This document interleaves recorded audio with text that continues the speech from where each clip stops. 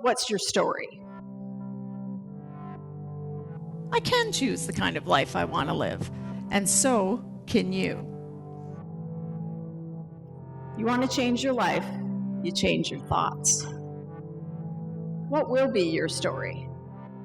Because whatever story you're telling yourself right now will be your story. How would you like other people to describe you? So right now, somebody somewhere is talking about you.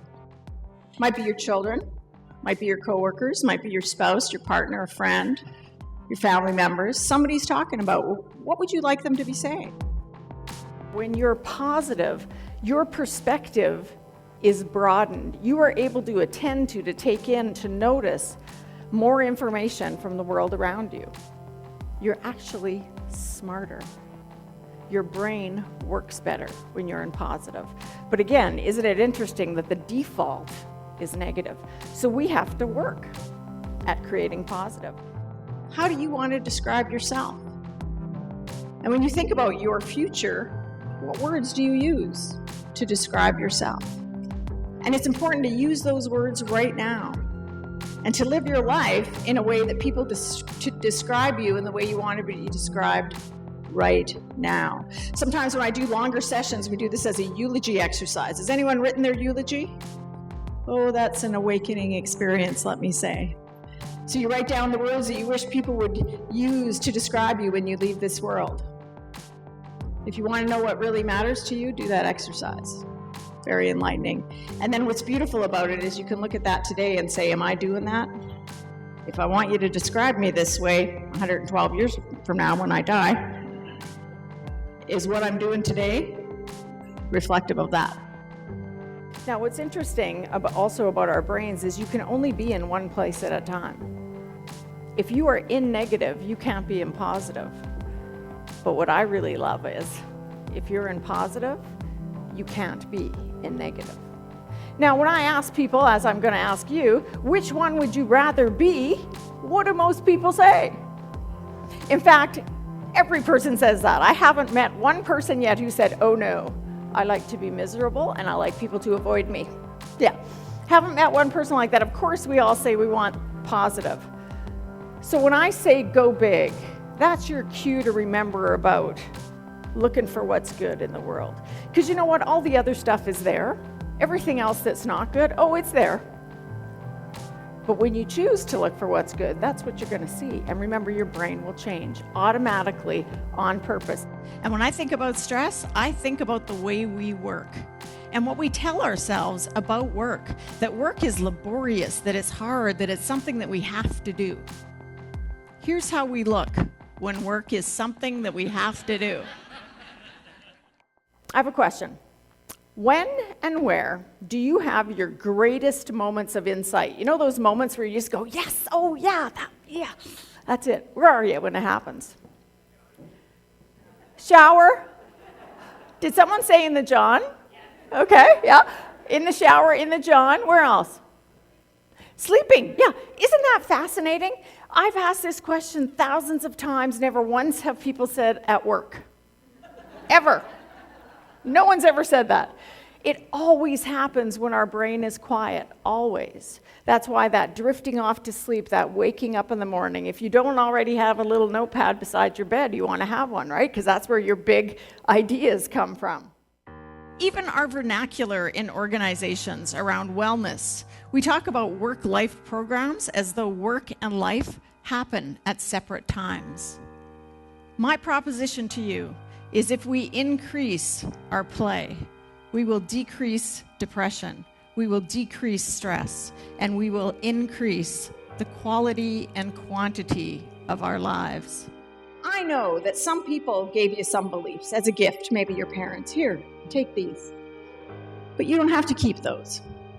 Those might not be beliefs that serve you. They might not apply today. They might not be useful. But what you decide to think affects everything about the meaning you add to what you notice in your life.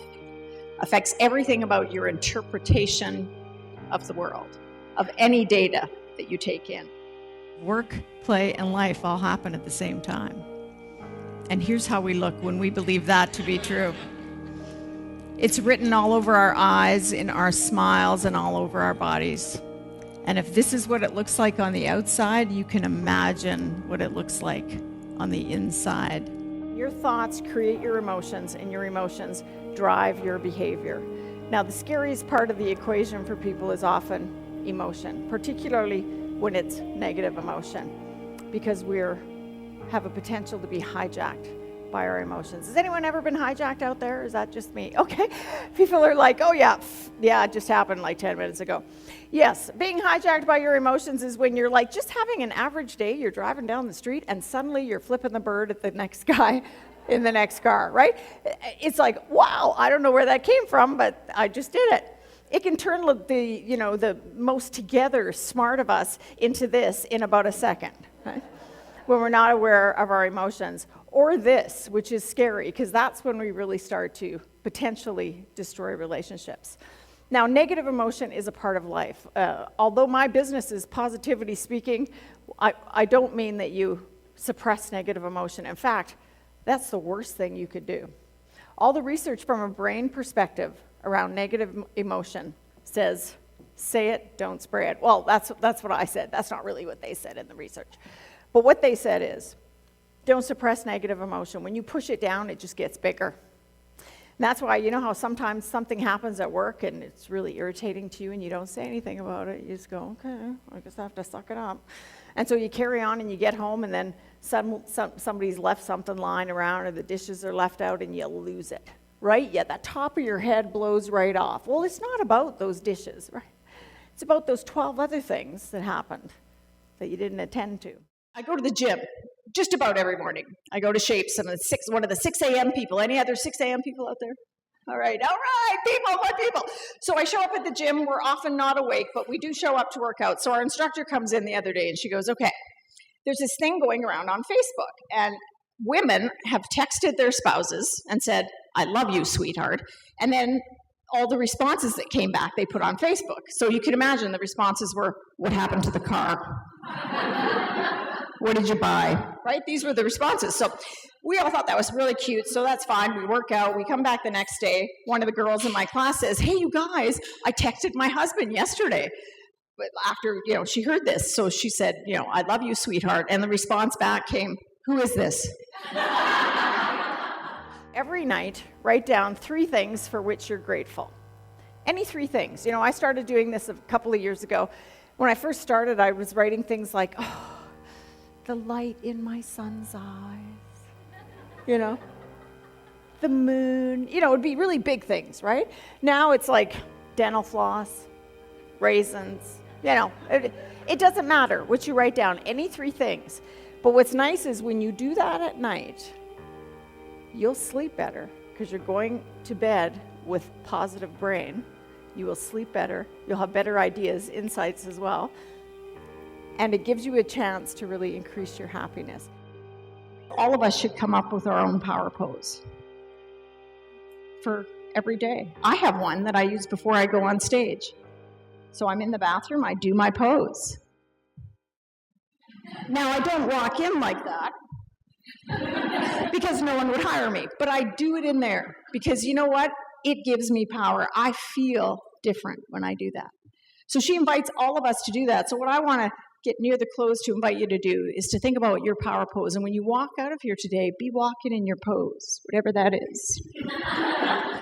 And what is life all about anyway? Really? You ask any parent what they want for their children, and they will say, I want my children to be happy. Of the top 5 deathbed regrets, one of them is, I wish I'd let myself be happier. Isn't that what it's all about, really? And I think for any of us to tune into that for ourselves, we have to ask ourselves why we do what we do. Do you know why you do what you do? I know why I do what I do. I get to help people have a life at work. I study things like happiness and positivity and resilience. It's great. Somebody once called me nauseatingly optimistic, and I thought it was a compliment. If you do nothing else after a day like today, but give positive feedback to people in your lives, let them know what you appreciate about them, it will be a better world.